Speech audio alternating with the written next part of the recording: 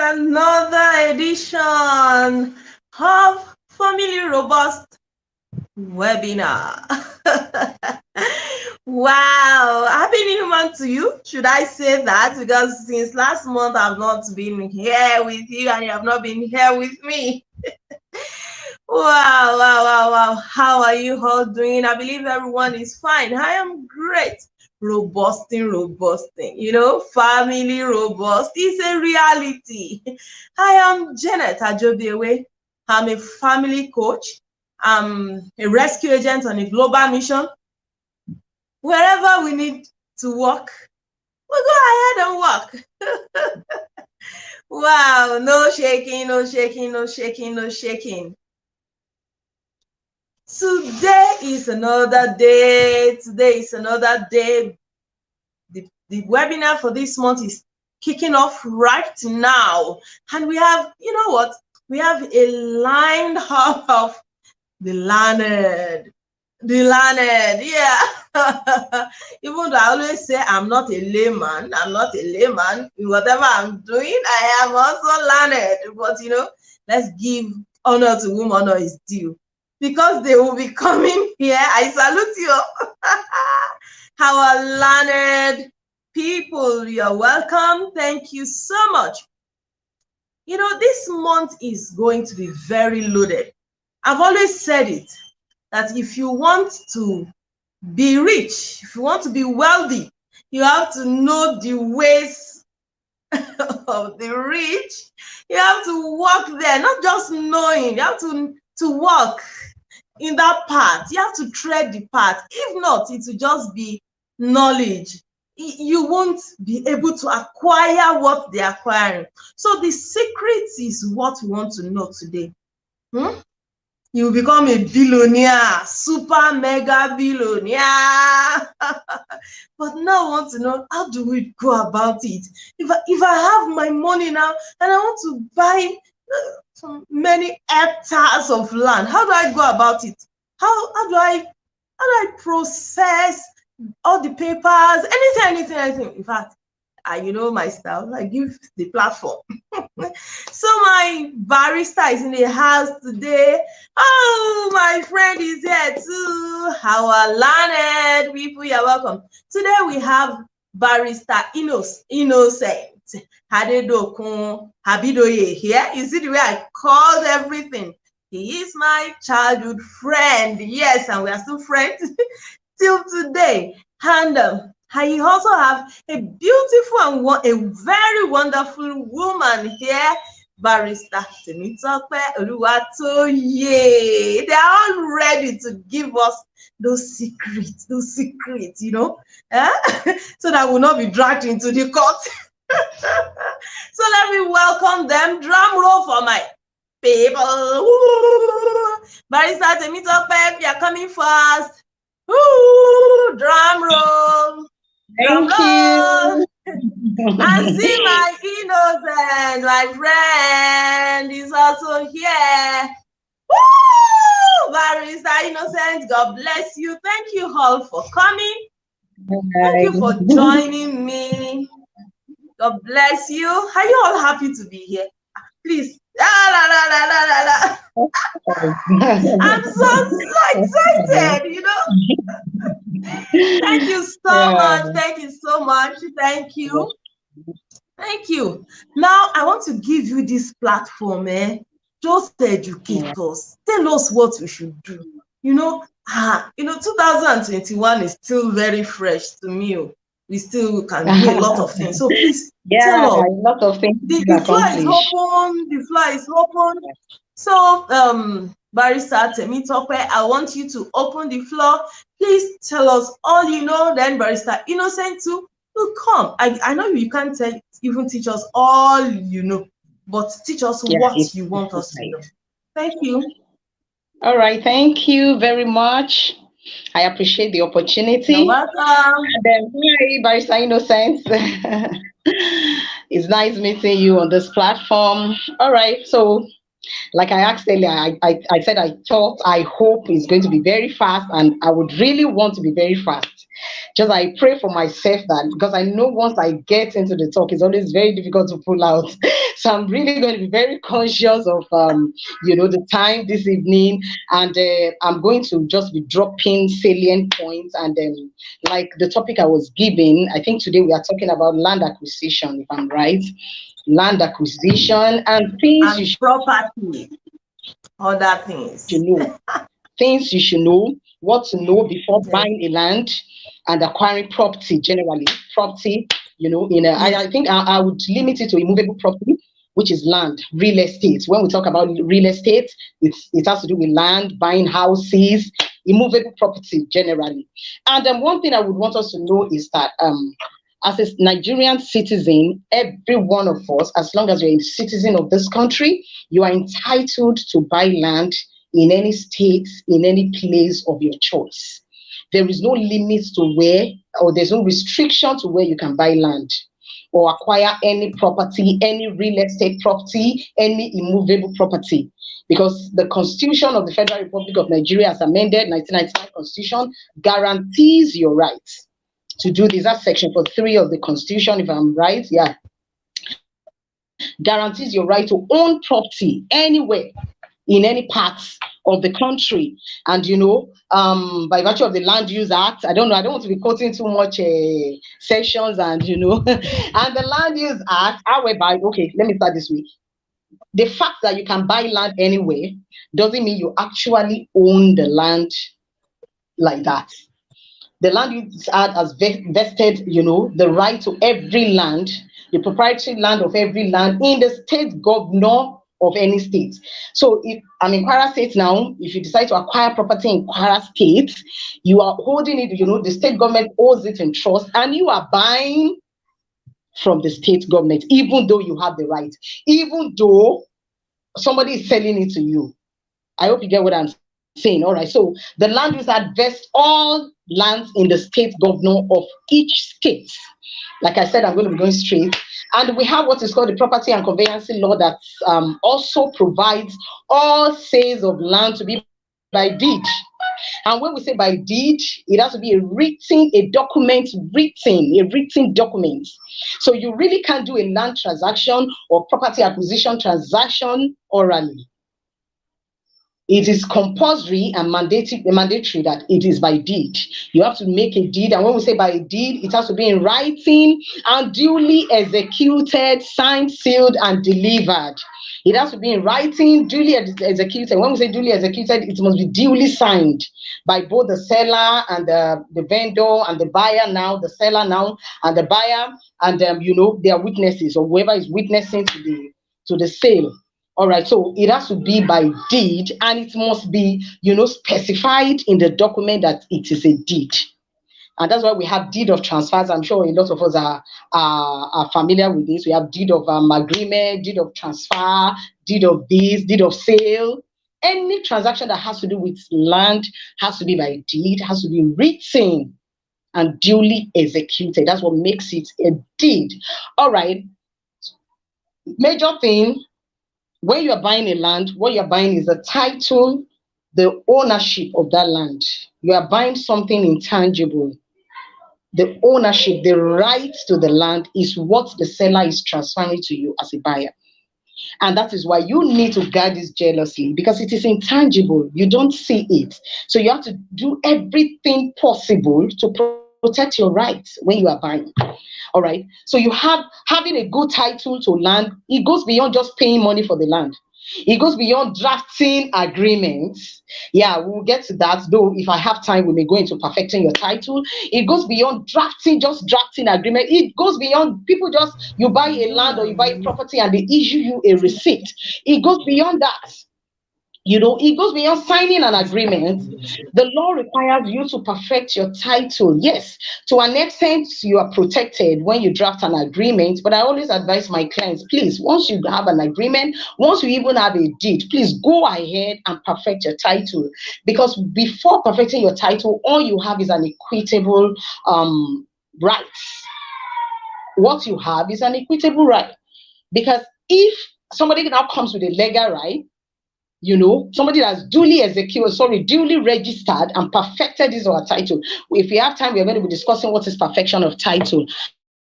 However, I'm going to be discussing this in two stages. The first one, what do you do before even acquiring the property in the first place? What are you supposed to do before you acquire any immovable property, any land, any real estate property? What do you do to safeguard your own interest, to safeguard your title? The first thing you may want to check is the vendor's root of title. When we talk of the vendor here, the vendor is the seller.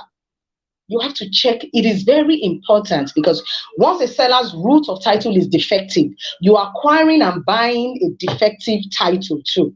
When I say title, that is a right that passes to you. That is actually what you are buying.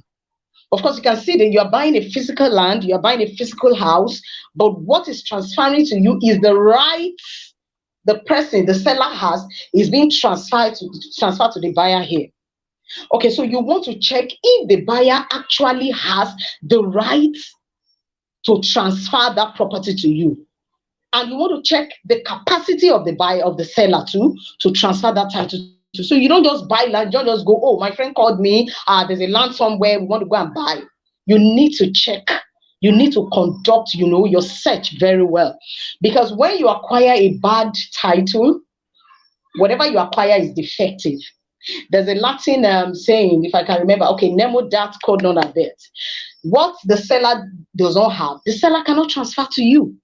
If the seller has a defective title, he will transfer a defective title to you. If the seller doesn't even have any title at all, he's going to transfer rubbish, nothing to you. And that is where disputes come up. Because we have a lot of, people, a lot of all these moneyles in Lagos, defrauding people here and there. The fact that the person selling to you has a C of O, I can't really remember the case now. I think one Oguniyi case, a Supreme Court decision that says that the fact that you have a C of O, the fact that somebody is giving you a certificate of occupancy. I had a friend that bought a land, and it was all over the place that, oh, I just got a land, and I was like, can I have the documents? If I see the land, it's even a C of O it carries. I said, that's good. That's good. It's good. To an extent, it's a strong title. But the Supreme Court has given a decision that the fact that you have a C of O, a certificate of occupancy being given to you, because some of us we rest on our oars on this at this stage when we get the C of O, and we are like, but I can tell you there are a lot of fake and fraudulent C of O's out there. It happens a lot in Lagos. I have a client that has been defrauded before. It was a fake C of O. When she requested for the original, they told her that the owner is actually outside the country, and with the original, that when she pays, it will be transferred. Only for her to discover that these people have the photocopy of the certificate of occupancy, and they were sharing it to people. They were selling it to different people. They will sell to this one, give this one a C of O, give this one a C of O, and at the end of the day, they messed up the whole thing. Eventually, I just had to advise him. I said, even if eventually you will go to court, I will just advise, sincerely, you have bought something wrong. So you want to check the seller's root of title. A good root of title will confer both legal and equitable interest in the land. It will clearly, and your root of title can be gotten from anywhere. It can be gotten from your deed, the deed that is being given to you. So you don't just buy a land, and that's why they say, even when you pay and they give you a receipt, it is not enough. It is not enough. There has to be a deed. And like I said earlier, it is required that every land transaction has to be by deed. So you get a deed, which is what will confer the root. And inside the deed, the root of the person, the root of title of the seller must be traceable. In the deed, must be cited and, well explained in the deed. So if somebody is a beneficial owner, maybe the land actually belongs to the person by virtue of family sharing or whatever, it has to be cited in the book. You must trace the root of the title, like where exactly. You must be clear on how the person selling to you came to get the property in the first place. If you are not clear, please don't buy. Most times when I want to prepare deeds for my clients, there's always I go out of my way because I'm there to protect my clients. I insist They send the documents to me, whatever number of deeds, registered deed or whatever they give to you. I insist I read it through and I ask questions because I need to be sure where you are getting it from. Because if you acquire a wrong, a bad title, you have bought nothing. You have actually bought nothing. All right, like I said earlier, CFO is not a complete title to land. It is a good one. It's a good one. It protects you. It's a very good one. But when somebody, the example I gave earlier, if somebody with a certificate of occupancy comes, a registered certificate of occupancy, they may discover that your own is actually fake. Or money, let's do that a lot. So when you get that, you may need to do your due diligence by conducting your search properly. And that's why it still boils down to the fact that you can't do without a lawyer. Because a lawyer will help you navigate this process. They know what to look out for. They know the potholes and the pitfalls they need to watch out for. All They right, know should I go on? everything. So they know Yeah. everything. They All are right, learned learned. people, right? So All right, let let me me quickly walk invite over it. the Another thing let you may me want to bring watch out for. hello. All right, Let you me want to ask a bring up question. Innocent. All Let right. me bring up Innocent so that it also can talk to us about these learned things, these learned ways. Innocent, please, I want to hear you. I want you to speak to us. Thank you. Yeah. Good evening, everybody. I hope you can Good hear me. evening. Very Yes. well. Yeah. So, Madam Temtokwe, she has really, laid the solid background for this discussion. Thank you. So, I would not intend to repeat or make a repetition of most of the points she has made. So, now where I'm going to start is that land itself is a great asset all over the world. If you look at the history of the world, if you look at how people come about land in terms of land acquisition, historically, people through conquest, war, they acquire land. So, and over time, historically, over Yes. time, we also acquire land through other means. You can buy. Land can be given to you by as a gift. You can also acquire land by virtue of inheritance, maybe by will or by letter of administration. If the person that owns the land dies, maybe it's your parent, it devolves on you. So there are many ways in which you can acquire land. You get so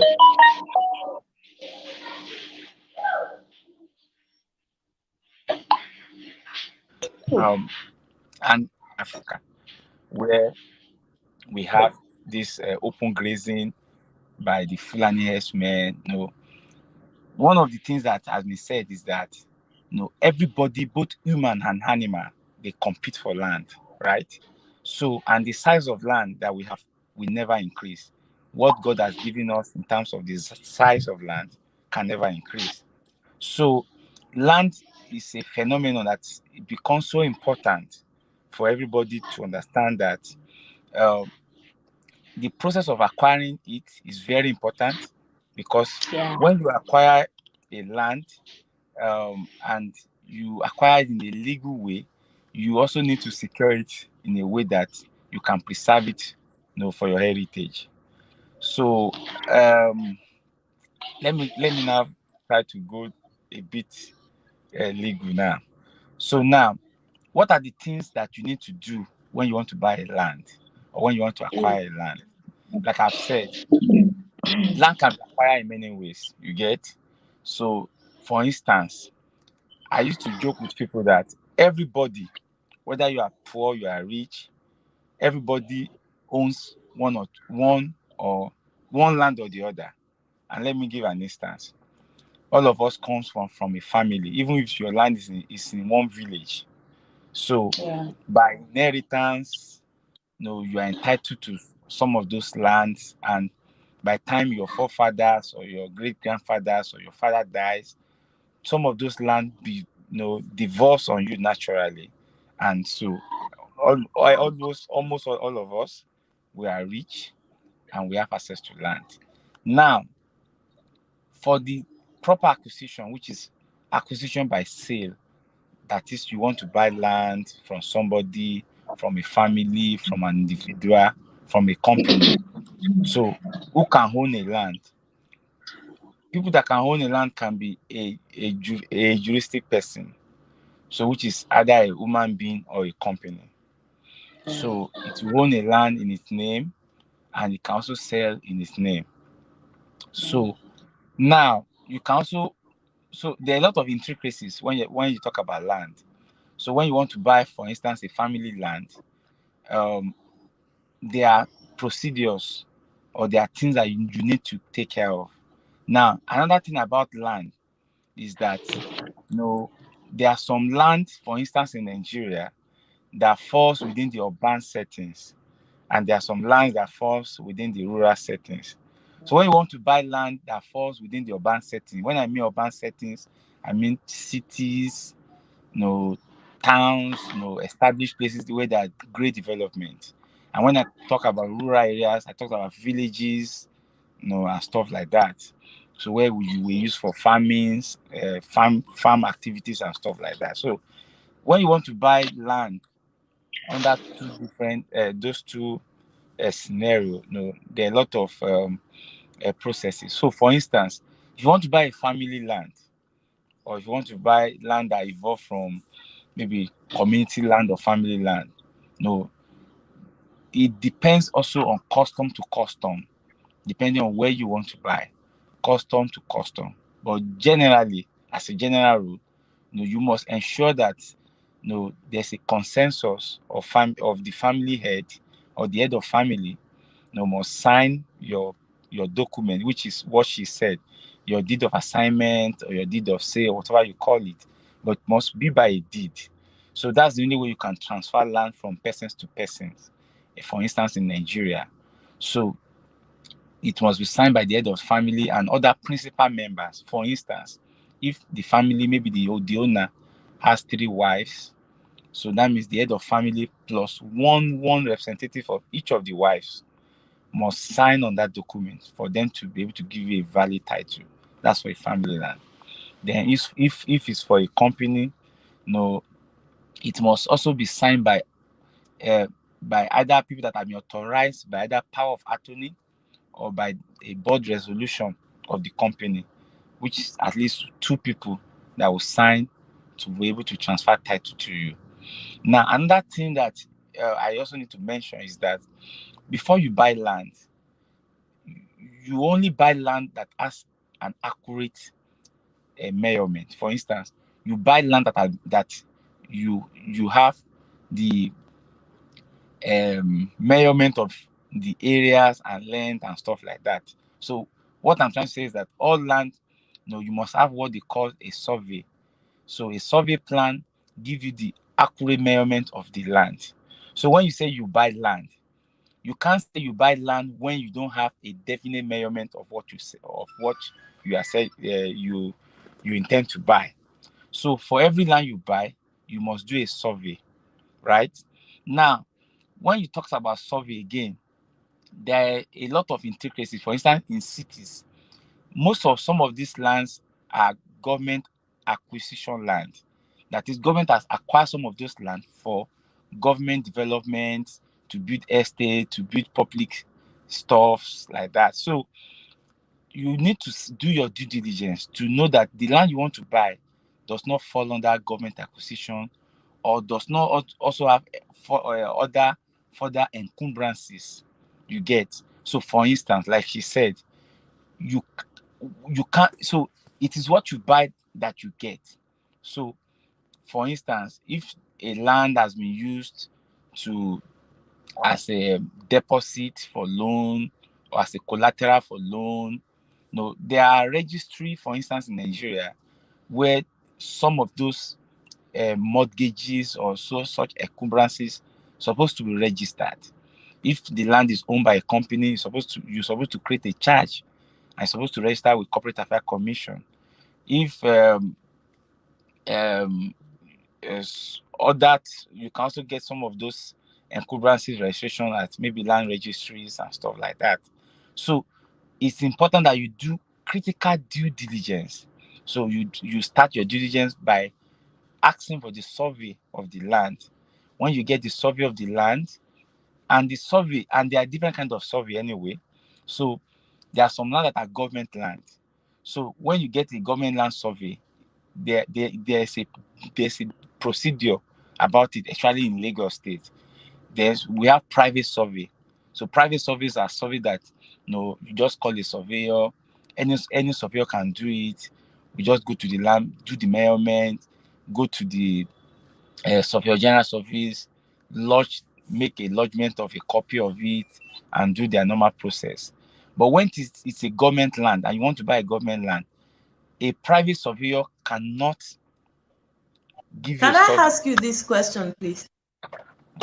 Yes, Hello, Barrister Innocent. I'm here. Please, can you tell us the standard measurement for a land, maybe according to a plot or whatever? Can you please break it down for us? Yes. Then is it an international standard one? So please clarify for us. So I think for different jurisdiction, so they have different form of measurement. Land can measure in many ways. They use square meter to measure land. They use hectares to measure land, depending on the size of the land. So if the land is so voluminous, so for instance, you can break it down into hectares. If the land is not too much voluminous, you can break it down into square meters. So for instance, in Nigeria, we are very familiar with square meters and hectares. Sometimes they also use acres. You get. So for instance, in Ghana as well, they use similar measurement, you get, for land. So the importance of that is that, like, and I know this is an international platform. So, but there's an adage in my language that says that a father and a son cannot have land and not have a boundary. So every land must have measurement. So you can't just say I have a land when you cannot actually. So what makes you to have a land is your survey. That's the land you have, because you can't claim to, even if your land exceed by an inch, you can't claim owed to that land because it's not covered under your own survey. So you can't claim to have that land. So the essence of what I'm trying to say is that survey is so important. Survey is what tells you that you have a land and give you the measurement of the land that you have. So for instance, a lot of our fathers, they just have a span large tract of land, no measurement, nothing, and people will begin to encroach on their land. Before they know it, what they claim to have, by the time, over generation upon generation, it will be diminishing, because people are continually encroach on the land, and it's difficult for them to prove because they don't have any document to show that this is the survey of my land, this is the coordinate of my land, and stuff like that. So another land, there are a lot of intricacies about land anyway. So when you want to buy a land, you need to get a competent lawyer that will advise you on a lot of stuff to know about it, right? So, and also when you want to get a property as well. So another thing about property is that, so I used to tell my client, when you say you want to buy a property like a house, yes, you are buying a house, but what you are buying itself is the land, right? Because it is what is on the land that, so it is the land you are buying. So because when you buy a property on the land, right, so you need to do a deed of assignment, right? So what you are transferring is the land you are transferring and not the house on that land, right? So because the house can diminish. So another concept about land, about transferring some of this right, is what we call freehold principle and leasehold principle. So freehold principle is, what did you call it? Freehold. Please tell us again. What did you call it? Freehold principle. Okay. So, but no, these are very. Thank you. These are very not commonly used again. But the principle behind it is that, there's, for most of those lands that are in rural areas, family land, it is before you give it to government, it is believed that you have a freehold on that land, especially when it's in a rural area. So when government has not acquired the land from you and stuff like that. So meaning that you can have it for eternity. That's why when you look at most lands at villages, our families, they farm on it from generation to generations. They own it from generation to generations. But when you have that kind of land in a city like Lagos, you cannot claim a freehold right on that land, because it directly falls within the purview of a governor, and such land is closer to development. So under that kind of a situation, what the law will give you, the right the law will give you on those kind of land in cities are called leasehold. Something like a lease, like a rent. So government is only the land that you have in a city is a lease, it's a short rent to you of about 99 years. So after the 99 years, it go back to government. You have to buy it again from government before you can use it. So, and the principle, for instance, now the principal law that guides acquisition of land acquisition in Nigeria is the Land Use Act, right? So the Land Use Act, give ultimate power, in the governor, if with respect to land in the cities.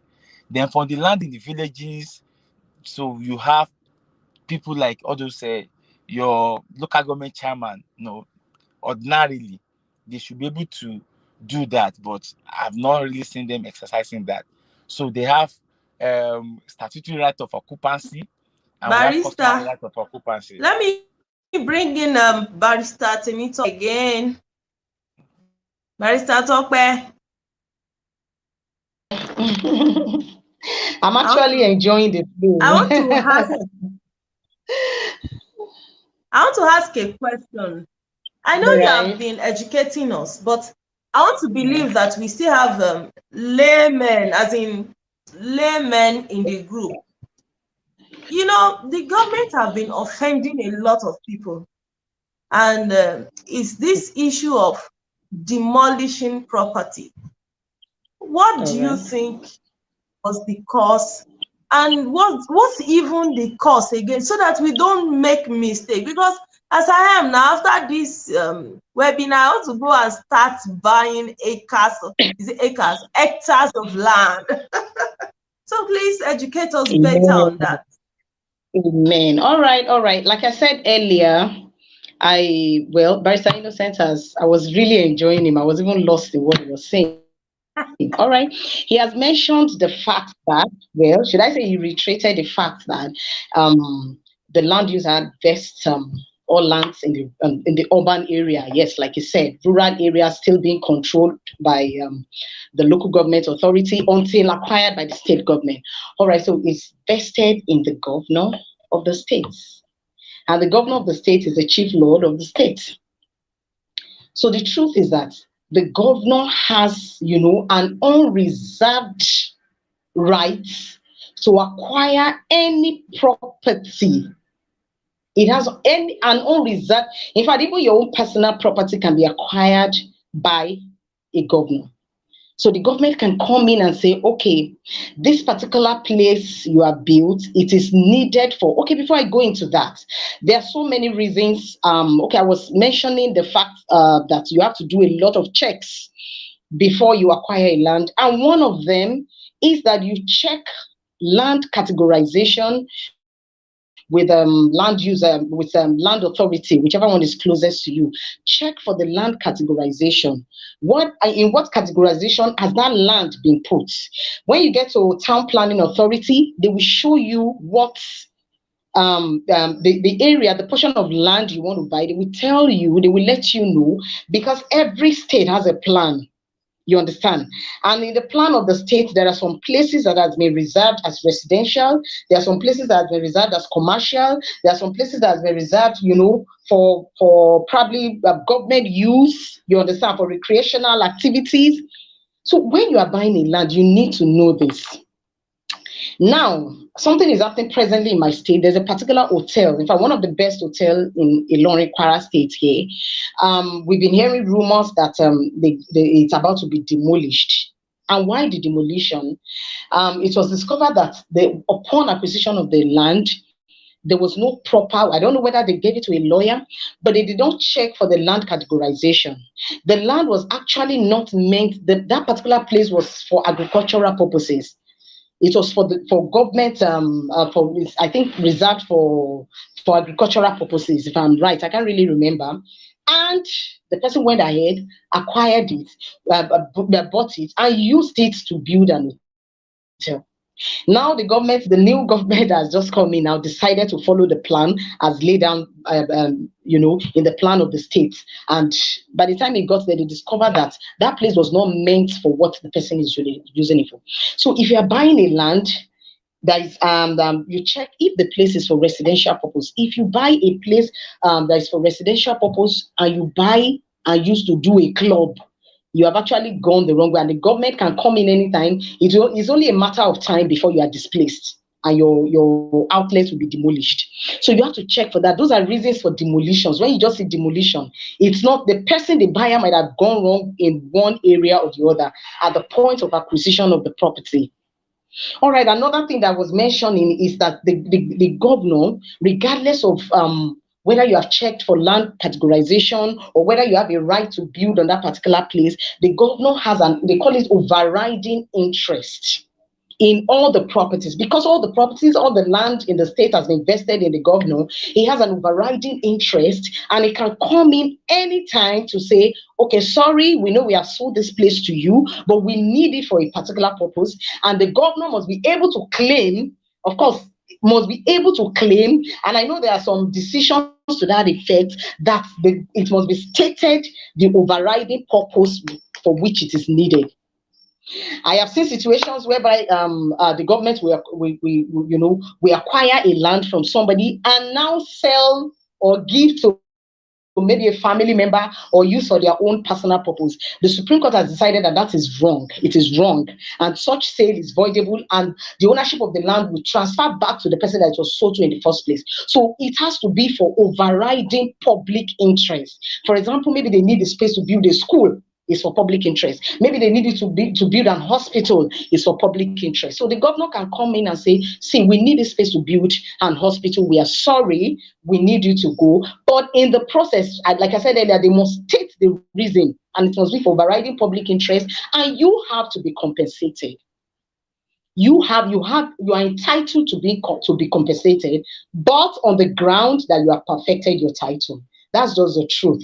If you haven't perfected your title, if you have not gone ahead to register, get the governor's consent and everything, I don't think you may be compensated. Or maybe there are occasions like that, but from the ones I'm familiar with, you have to be duly recognized and your property fully protected, your right fully protected by registration. You must have gotten governor's consent, or in the process, maybe you have applied for it. Those are the documents you present, and you will be entitled to compensation. So whether you check for land categorization or not, the government has the overriding rights, to come in anytime to say they want to use the land for anything. But it must not be for selfish purposes. It must be for the purpose. They must state the purpose, and it must be for public interest, in the interest of the public. So when you see demolitions here and there, it might be either of these two reasons. Probably you did not check, you built it in the wrong place, a commercial area or a residential area, and you decide to build a club there. I think you have done something wrong. So it can be demolished anytime. I hope I've answered the question. So yeah, just to Yes, add to, you did.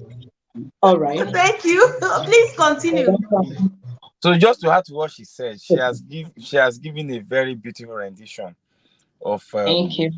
some of the instances that can lead to pulling down or demolition of properties. So then you see, so for instance, in Lagos now, there's what they call an approval process. So for you, before you build a house or you build a property, you need to go through an approval process, right? Approval process involve a lot of stuff. So it involves that you have your survey, you have your deed of assignment, you submit to building control agency. They look at your document, they look at the kind of building you want to build.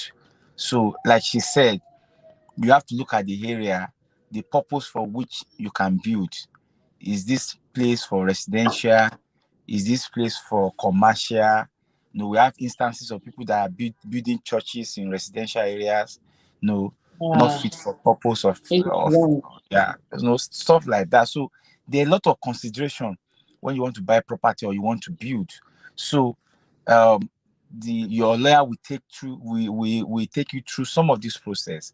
So, and we've seen situation whereby government can wake up one day and begin to look at building integrity of houses, apart from the fact that even when you have your building approval, like in Lagos State, there's what they call building integrity agency. So they have a proper name for that. So they can come around, they check the integrity of your house. If it's not built to standard, it can be demolished. We've seen also instances of where a house or a property, as was used for immoral activities.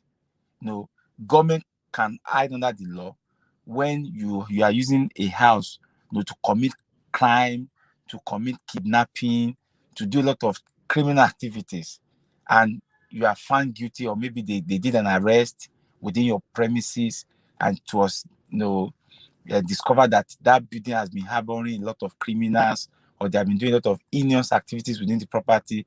The government also have the right to apply to court for that property to be demolished. There are a lot of instances where house can be demolished. So it's very important that apart from the legal side, get the correct understanding of some of this process, build your house to specification in terms of the quality of material, the quality of what you need to do. So because we've seen instances of where dilapidated property, government can come around and say, okay, this house, given what we've seen, we have to pull it down before it fell apart and killed people. So there are a lot of reasons why government can come to demolish property. But like she said, if you want to have at least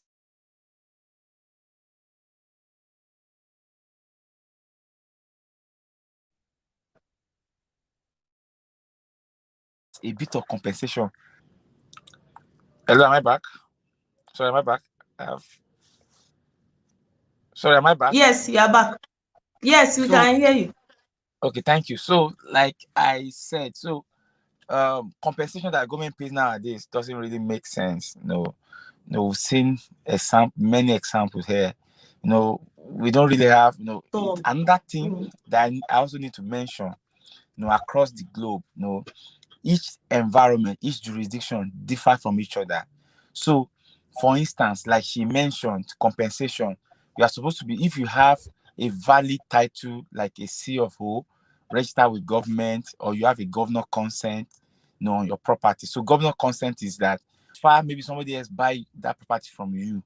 So instead of you to if the property has a title like a C of O, instead of you to apply for a governor consent again in your name, to apply for a C of O in your name, what we just do is to apply for a governor consent, for governor to consent to your transaction that I've bought property from A to B.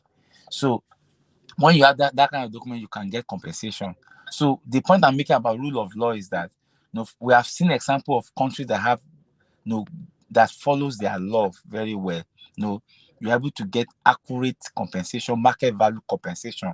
But from example of what we have seen in Nigeria on some of those cases, when government acquire your property genuinely, legally, for overriding public interest, like she said, we find out that the money that they pay sometimes we might not even compensate you for the value of that land, though it might give you enough money more than what you used to to acquire the property, stuff like that. But in terms of the current value, if you had wanted to sell that property yourself in the open market, the government might not give you that value in terms of compensation, but at least it's better than nothing. But we've seen example of better where there's rule of law, where government follows the process and stuff like that. And like she said, We've also seen an example of where government acquire property and they give it to their private wife, concubines, private business, and there are many examples. Even recently, we've seen what happens in Imo State, where the former governor acquired government, they took government land, from people in the name of that I'm the governor, and begin to build private universities, private hostel, give it to concubines, give it to friends, and you took it from from some people. So those are the instances, and court have said no, you can't do that. You took it for overriding public interest and you converted it to private use. So those are the instances. So I think I'll be able to add to what she said. Thank you. Thank you so much. Another question I want to ask here is somebody sent it now. It said, what about minerals under the land? It is for who? If I buy my land and I found out that the land is well endowed, should I just fence it around and start enjoying my thing? It is the land, not part of it. Anything under the land and on the land, who is the owner, please? Barrister Temitope, would you like to? I want the two of you to talk about it anyway. Thank you. So who's going first? Can I go first? Please let Barrister Innocent. Barrister Innocent, go ahead. So for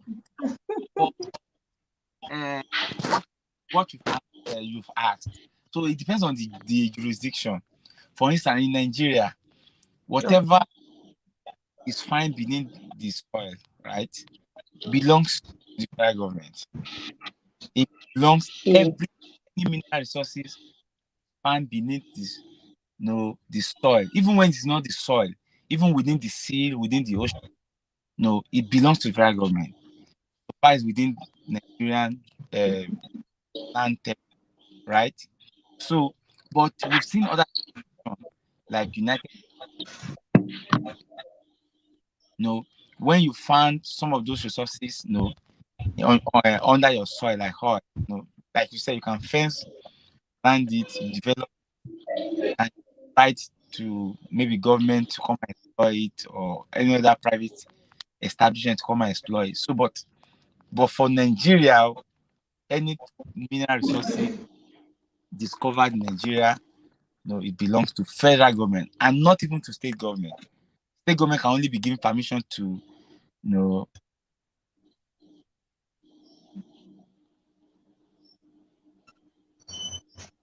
for some of those mineral resources, maybe by law, it belongs to the federal government.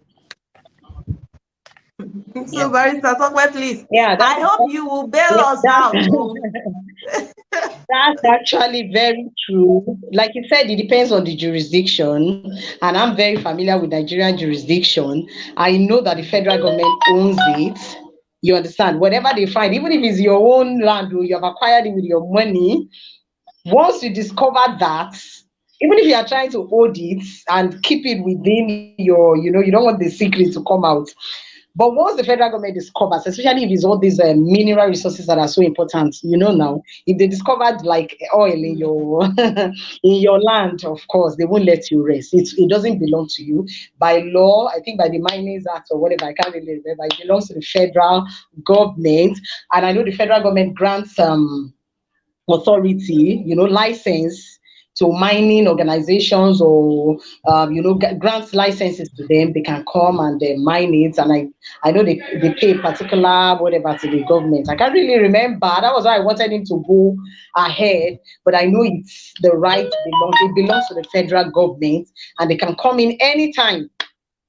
If it's gold, those very important, natural resources. Well, maybe if it's the minor ones, they may decide to overlook, But when it's important ones like oil, gold, and all those stuff, of course, they would come in anytime. Expect them to come in anytime. It rightfully belongs to the federal government. Yeah. Thank you. Can we talk about the business aspect of it now? You have told us about the acquirement, the acquisition, and everything. Can you talk about can you tell us about the choice of purchasing and the business aspect now? And with this property, as soon as this webinar finishes, I will dive into it. God is hearing too. So can you share with us too on the financial aspect of it, the business aspect of it? Do I really understand that question?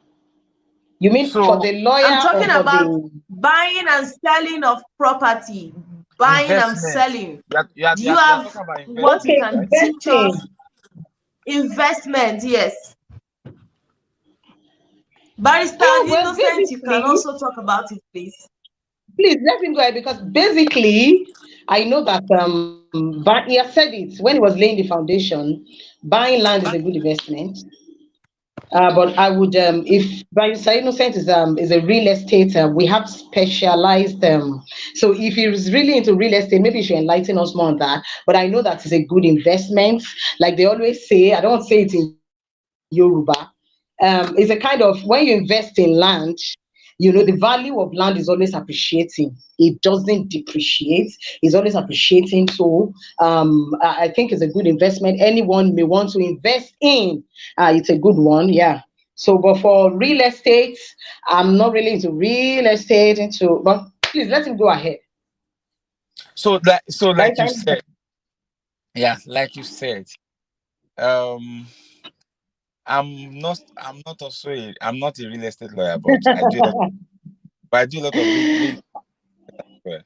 So, like you said, land is very, very valuable asset all over the world. Yeah. So if we look at it from people that are herders of cattle, they they feed other, right? They move from one place to the other, right?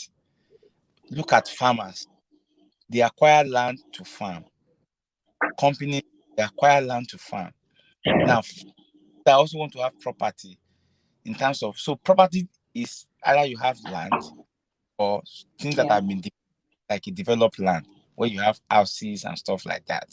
So when you talk about the investment, we have laid the background. So for you to have a wise investment, number one, you must put your money where you know that is, you must buy a land title. That is where your investment starts. You can't go and put 100 million into an ocean when you have bought a title, a property that has a defective title. So that means you are not Yeah. investing. At the back of every investment is law. So you must always, there's no way you want to invest in real estate and you don't get your law correctly, right? Then Yeah. again, before you invest the capital you are going to invest, you need to be well assured of it. For instance, if you want to buy land, let's say in Lagos State, it's advisable that you'll have done your calculation very well. You can't buy a land, for instance, and not immediately do your fence, your perimeter fencing, and you be there. Because before you know it, people can encroach it because land is easier to encroach upon. So when you are planning your investment, if you are buying a vacant land, ensure that you also have money to do your fencing. Yeah. When you are buying a land that has no title, maybe you are buying directly from a family, ensure that you have money to perfect as part of the your title. So the money that, so I see a lot of people that they want to invest. All the money they have is just money to buy the land. No, it's not enough. So when you the property, you must have done your calculation very well. You must know all the money you are going to pay to government to perfect your title, money to do your survey, money to do your perimeter fencing, money to do a lot of other stuff in order to secure Even to that the property. lawyer, money to the lawyer too. Your lawyer that will help you with the process. With the process, these are part of the investment. So you need to be Yeah. calculative, you need to be detailed, about when you want to invest. It's not something that you just rush. We've seen people that have rushed into real estate investment and they can't, people have encroached on their land, and that's the last they heard about it. So when you want to do investment, yeah, it's good. So you can go to areas where lands are cheap, urban areas where lands are cheap. Currently in Lagos State, people are investing towards Ibejuleki axis. That's where you have, because anywhere you have land and there's water that is close by, it's always very good for investment. Because, for instance, in Lagos, so you have a lot of water, sea, ocean passes through that area. So vessels, here, seaports are going to be developed around that area. That's where we're having Dangote refinery. We're having a lot of big investment, big companies. So when you invest, when you want to invest, you must invest around, one, where there's water, two, where there are other big attractions like big companies. Number one, if you invest around the refinery, the refinery will have staff. There will be a seaport there. In fact, they are planning to have a airport on the island towards that Lekki axis. So there are going to be airports, there are going to be seaports. You have one Network. of the biggest refinery in the world. So those are areas where you can invest and come back with good returns. I hope I've delivered. You did well. I think we lost her. Okay, she's I'm back. back. Well, The network Welcome is back. just fluctuating. Thank you. Yes, yes, yes. Barrister Temitope, can you just advise the women now? Or should I Okay. do it in a way? Okay, Barrister Temitope, please advise our men, our husbands, when we want to buy a land as or All property right. as husband and wife. Should it be Mr. Mr. Innocent and Mrs. Abidoye or Mr. and Mrs. Innocent Abidoye? What do you advise our men, please? All right. All right. Okay. To advise the men, firstly, I would say every spouse should watch out for the interest of the other spouse. If you truly love your spouse, watch out for the interest of your spouse. I'm saying this from what happened to my sister recently. My younger sister, you are very much aware, she lost her husband, and I think one of the things that consoled her the most was that while the husband was acquiring properties, our interest was well protected. Probably because some of the properties I was a part of it. So, being my sister, I did everything possible to ensure that she was protected. And I know one of the things we did was that, okay, the name, like you said, it has to carry the name of your real name, your first name of each of the spouse. So I'm talking for the husband and the wives now. The first name. So instead of having Mr. and Mrs. Temitope, you should specify the first name of each of them. Because we have seen situations where Mr. and Mrs. was used and the Mr. eventually changed or the Mrs. eventually changed. It is very possible. The Mrs. can die, or the Mrs. can no longer be the Mrs. Anything can happen, divorce or anything, separation, and another Mrs. comes in and is bearing Mrs. Temitope. But when you specify Mrs. Olayemi Temitope, it goes to show specifically that this is the person that is being referred to. So eventually, if another Mrs. comes in, it is, prima facie clear that this is not the Mrs. that is being referred to. So I encourage spouses to protect the interest of, the other spouse, because we don't know. Well, anything can happen. My sister that lost her husband, they're actually a very young couple, and it happened. But thank God, because virtually everything, she was well protected and she relaxed on that. Even when the family of the husband were trying to throw tantrums and everything, they engaged the services of their lawyer, and the lawyer had to. I love the lawyer. He was so frank with them that he advised them that, see, you can't do anything without this lady. So you protect, because even when you go to court, if a man dies intestate, like a man dies without making a will, that's what is called dying intestate.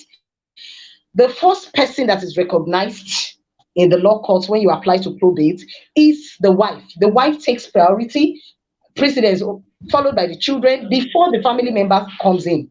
You understand that there are certain things you have to take there. So when this is well protected, have the name of your wife rightly, or your husband rightly spelled out. Don't be ambiguous when it comes to description.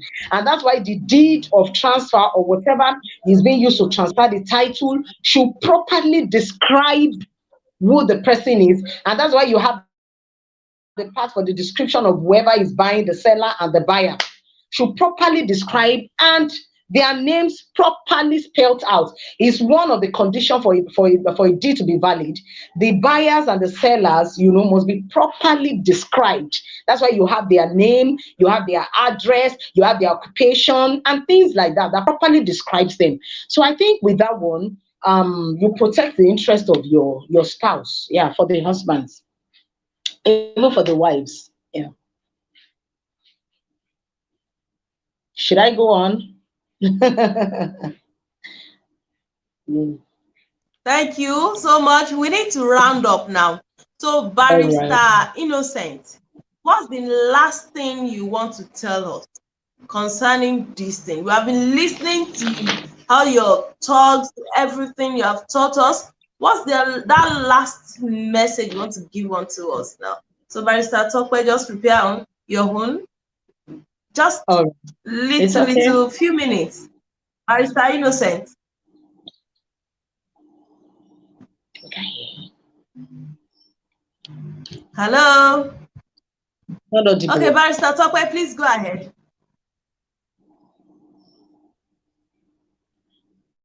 Is this it talking? All right, all The right. network Okay. again. My final word is that, well, I'm not saying this because I'm a lawyer, but I am saying it because you get your interest protected more and better when you engage the services of a lawyer. Don't be too stingy. A lot of cases are in court because people they feel they can do it on their own. Don't ever, when it comes to land acquisition, I would advise that you don't navigate the process without having the backing of a lawyer. Have a lawyer, because what you cannot see, the potholes and the pitfalls you can't see, your lawyer is trained to quickly spot it, and they will advise you appropriately. You understand? The other time I was helping my sister to acquire a property, and I was quick to see some discrepancies. While we're tracing the root of title, I was quick to see some discrepancies in the names. You understand? And I immediately shouted, and they couldn't answer the question. They were just beating around the bush. If you were a layman, you may not be able to spot that. So you need the services of a lawyer. You can't do without it. And like Barrister Innocent was saying the other time, there are a lot of things to prepare financially. You prepare for your lawyer's fee too, and you can always negotiate with your lawyer. Always negotiate. Don't just have the assumption that, hey, lawyers are too expensive. They just want to collect my money. They save you a lot of stress. You are saved a lot of stress and unnecessary court dramas when you engage services of a lawyer. So basically, that's that. Volume. You should check his volume.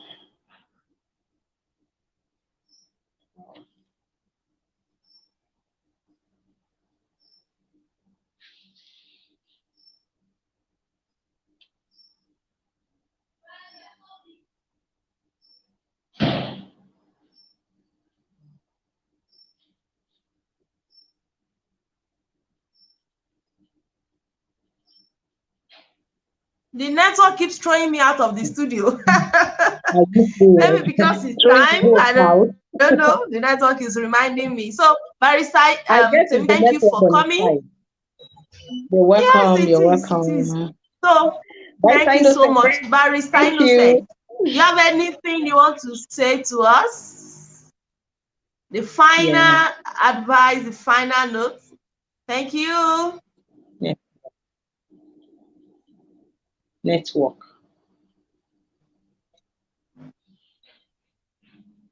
Oh, the network. Is it its own now or mine again?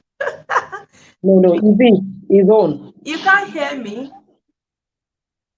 No, you're loud and clear. I can hear you very well, but we can't hear you. Final advice. This network is showing us. Anyway, we thank God. Anyway, we thank God we have really gained today because, you know, when you have a lot of money and you think it is in the bank that you should keep money, it doesn't pay. So now I have gotten an insight. Investment in property. Wow, thank you so much. And I believe everyone too has gotten this great opportunity. So thank you, baristas. I'm grateful. Thank you for coming. Thank you so much. We'll meet outside the studio. Thank you. Thank you for coming. Wow. Today is a great day. It's been wonderful. Really, really wonderful. It's a great session with Barrister Innocent Abidoye and Barrister Temitope Oluwatoye. Tomorrow is going to be great again. Tomorrow, we want to talk about wills and inheritance. Yes, we have our phenomenal lawyers that we have invited. They're coming again with full knowledge. I said it, these lawyers are not just lawyers by book. They are lawyers with full experience. You would not want to miss tomorrow's session. It's the same time wherever you're watching. Nigeria, if you're using GMT +1, is 7 p.m. And if you are using GMT time, it's 6 p.m. I remain yours dearly, yours cordially. Janet Ajobiwe, thank you for coming. Thank you for watching. God bless you all. I love you. Family robust is a reality. Yes. Till tomorrow.